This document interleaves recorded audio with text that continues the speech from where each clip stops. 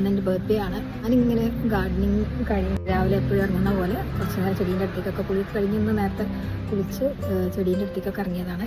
എനിക്ക് ഏറ്റവും ഇഷ്ടപ്പെട്ട ഒരു കാര്യമാണ് ചെടി നോക്കുക എന്നുള്ളത്. അപ്പോൾ ഇന്ന് രാവിലെ തന്നെ അതിനെ ടൈം കണ്ടെത്തി.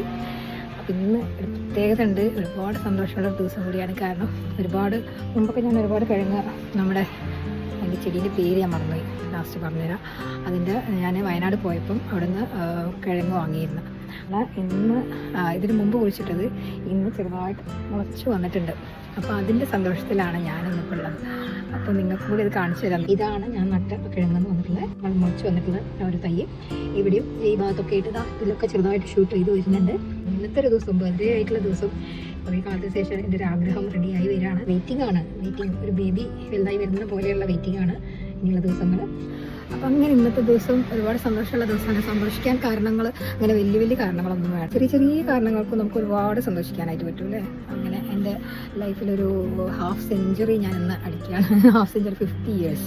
അപ്പോൾ ഒരുപാട് വലിയൊരു ജേണിയാണ് കേട്ടോ 50 years എന്ന് പറഞ്ഞാൽ. വലിയ ജേണിയല്ല, ഇനിയും കുറേ പോകാനുണ്ട്. പക്ഷേ ഈ വന്ന ജേണി തന്നെ അത്യാവശ്യം നല്ല ജേണിയാണ്. ഞാൻ ഒരുപാട് അനുഭവങ്ങളുടെയും പിന്നെ ഒരുപാട് ഇമോഷൻസ് അങ്ങനെയൊക്കെ കടന്നു എത്തുന്ന ഈ ഒരു ഏജ് ആകുമ്പോഴേക്കും നമുക്ക് ഒരുപാട് ഇമോഷൻസിലൂടെയൊക്കെ കടന്നു വരുമ്പോൾ ഫസ്റ്റ് ഓഫ് ഓൾ ഞാൻ മനസ്സിലാക്കുന്നത് എൻ്റെ അച്ഛനെയും അമ്മേനെയാണ്. പിന്നെ അതുകൊണ്ടാണ് തിരുനാവായ പോയത്. തിരുനാവായ അച്ഛനെ ഒഴുക്കിയിട്ടുള്ള സ്ഥലമാണ് അസ്ഥി. അതുകൊണ്ട് അവിടെ പോയി എനിക്ക് നന്മ മാത്രം ഉണ്ടാവണമെന്ന് ആഗ്രഹിച്ച എല്ലാവർക്കും നന്ദി. അതുപോലെ തന്നെ ഒരുപാട്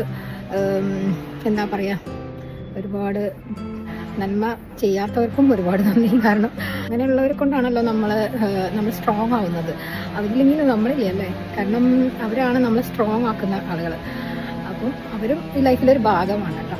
അവരുണ്ടെങ്കിലേ നമ്മളെല്ലാവരും ഉള്ളൂ നമ്മളെ ഒന്ന് റെഡി ആയിട്ടുള്ള സ്ട്രോങ് ആക്കാനും നമ്മളെ പാത്തിൽ മുന്നോട്ട് കൊണ്ടുപോകാനായിട്ട് അവരെ ദൈവം നിയോഗിച്ചതാണ് എന്നാണ് എൻ്റെ മനസ്സ് പറയുന്നത്. അതുകൊണ്ട് തന്നെ അവർക്കും ഒരുപാട് നന്ദി. ഇനിയും എന്നെ സ്ട്രോങ് ആക്കാനായിട്ട് നിങ്ങളൊക്കെ എൻ്റെ ചുറ്റുമായിട്ടുണ്ടാവണം. അതാണ് എനിക്ക് പറയാനുള്ളത്.